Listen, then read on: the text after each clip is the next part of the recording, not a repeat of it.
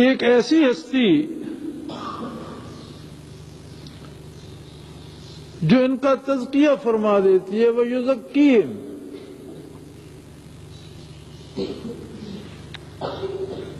اور یہ اس تزکیے کی اگر مثالیں دیکھی جائیں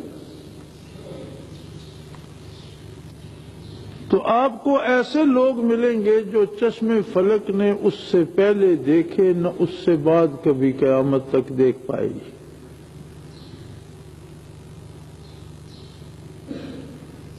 وہ لوگ جو صحرائے عرب میں منتشر تھے، وہ لوگ جو بتوں کے پجاری تھے، وہ لوگ جو چور اور ڈاکو تھے، وہ لوگ جو خانہ بدوش اور چھینا جھپٹی کے عادی تھے، وہ لوگ جو اللہ کے وجود سے بے خبر تھے،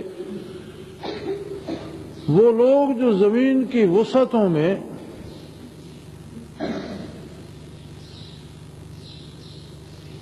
محض خانہ بدوش کہلاتے تھے،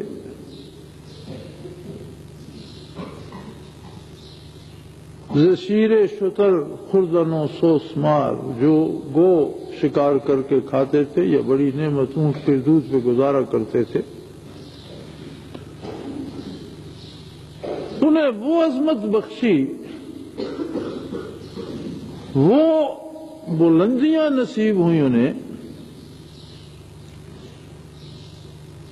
کہ انہوں نے اپنے عہد کی اللہ کی ساری مخلوق کو ہر ظلم سے نجات دلا دی۔ یہ نہیں کہ وہ صرف خود سدھر گئے، نہیں، انہوں نے کمال یہ کیا کہ نہ صرف مسلمانوں کو بلکہ غیر مسلموں کو بھی انسانی حقوق زمانے کی دست اندازیوں سے چھین کر، زمانے کی تلخیوں سے چھین کر غیر مسلموں تک بھی انسانی حقوق پہنچائے۔ عورت کو عزت، بزرگوں کو محبت، بچوں کو محبت، بزرگوں کو احترام، اور اہل حق کو ان کے حقوق، کسی نے اللہ کو مانا یا نہ مانا، کسی نے ان کا ساتھ دیا یا نہ دیا، کوئی ان کے نبی پر ایمان لایا یا نہ لایا، ہر شخص کو ظلم سے نجات دلا دی انہوں نے۔ اور کیسے عجیب لوگ تھے، صحرا کی گود میں پلے بڑھے، صحرائی گھوڑوں کی پیٹھ پہ سوار ہوئے اور ہمالیہ جیسے پروتوں کو عبور کر گئے۔ کسی صحرا کی وسعت ان کو تھکا نہ سکی، کسی پہاڑ کی بلندی ان کا راستہ روک نہ سکی، اور بحر الکاہل جیسے وسیع سمندر ان کے راستے میں حائل نہ ہو سکے۔ اور ربع صدی میں دنیا کے ایک سرے سے دوسرے سرے تک اور شہنشاہ کے محل سے گدا کی جھونپڑی تک ایک نور تھا جو پہنچا دیا، ایک عشق تھا جس کی روشنی پھیلا دی۔ قوت عشق سے ہر پست کو بالا کر دے اور دہر میں اسم محمد سے اجالا کر دے، اور یہ انہوں نے کر دکھایا۔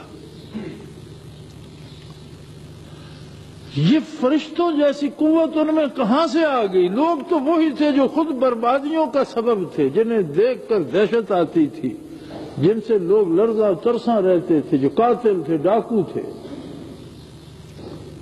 یزکیہم، ان کا تزکیہ کر دیا محمد الرسول اللہ صلی اللہ علیہ وسلم۔ واہ! مولانا حالی اپنی مسدس میں فرماتے ہیں نا، اتر کر ہرا سے سوئے قوم آیا، مسے خام کو جس نے کندن بنایا، بکھرے ہوئے ریزوں کو سونا کر دیا جس نے۔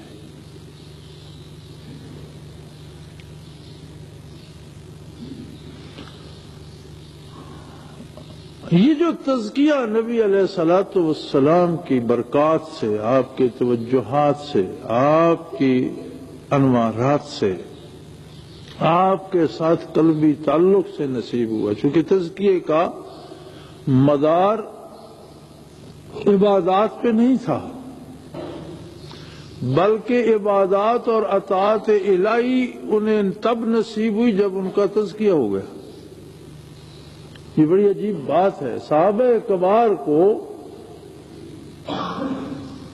جہاد، عدل، انصاف، نماز، روزہ، عبادات، اذکار تب نصیب ہوئے کہ ایک نگاہ میں ان کا تزکیہ ہو گیا۔ اگر کوئی شخص صحابی بنا اور نماز فرض ہونے سے پہلے دنیا سے رخصت ہو گیا تو تزکیہ اس کا ہو گیا، نماز تو فرض بھی نہیں تھی، روزہ تو فرض بھی نہیں تھا۔ ایسے لوگ جو دنیا سے گزر گئے، ابھی جہاد فرض نہیں ہوا تھا لیکن شرف صحابیت سے سرفراز ہو گئے، صحبت نبوی سے، نگاہ مصطفیٰ صلی اللہ علیہ وسلم سے ان کا تزکیہ ہو گیا۔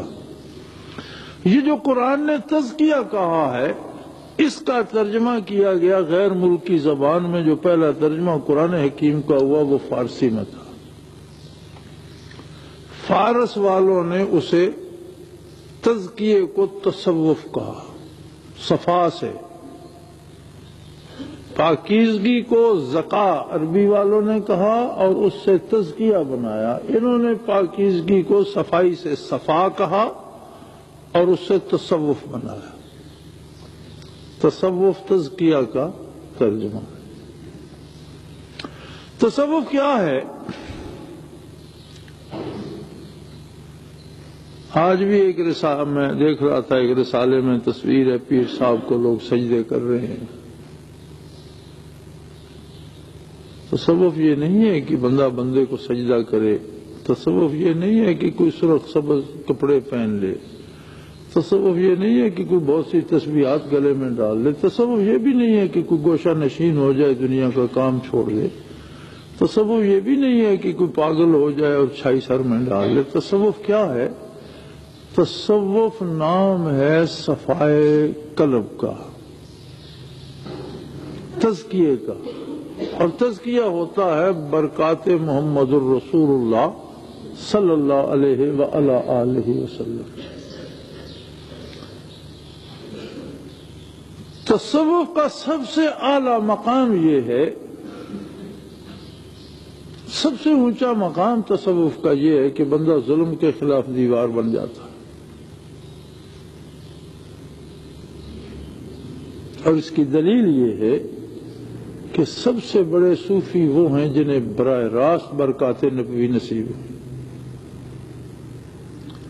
آپ جب سلاسل تصوف پڑھتے ہیں تو سلسلہ تصوف جو ہے یہ حدیث کی سند کی طرح ہوتا ہے۔ جس طرح آپ حدیث بیان کرتے ہیں تو ضرورت پڑتی ہے کہ یہ حدیث کس نے بیان کی، اس نے کس سے سنی، اس نے کس سے سنی، حتیٰ کہ وہ بات رسول اللہ صلی اللہ علیہ وآلہ وسلم تک پہنچتی ہے، اور جس کا سلسلہ یا جس حدیث کا یہ تسلسل درست ہوتا ہے وہ صحیح ہوتی ہے۔ جہاں کہیں ایسے لوگ آ جاتے ہیں جن سے جھوٹ بولنے کا امکان ہوتا ہے، وہاں حدیث کی قیمت کم ہو جاتی ہے، اس کی صحت مشکوک ہو جاتی ہے۔ جہاں کوئی ایسا بندہ آ جاتا ہے جو صالح نہیں ہوتا تو حدیث کی عظمت کم ہو جاتی ہے صحت کی، کہ یہ صحیح ہے یا نہیں ہے۔ پھر اس کے محدثین کرام نے مختلف درجے رکھے ہیں، یہ صحیح ہے، یہ حسن ہے، یہ اس طرح وہ، تو ان مدارج میں اسے پھر جو ان میں بھی فٹ نہیں ہوتی اسے پھر وہ کہتے ہیں کہ یہ کسی نے گھڑ کے بنائی۔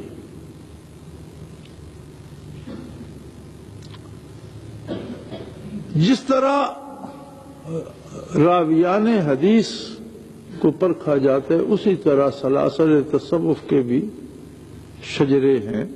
کس نے کس سے وہ برکات حاصل کی، اس نے کس سے کی، اس نے کس سے کی، اس نے کس سے کی، اور یہ سارے جا کر صحابہ کرام پہ ملتے ہیں، اور صحابہ نے رسول اللہ صلی اللہ علیہ وآلہ وسلم سے برکات حاصل کی۔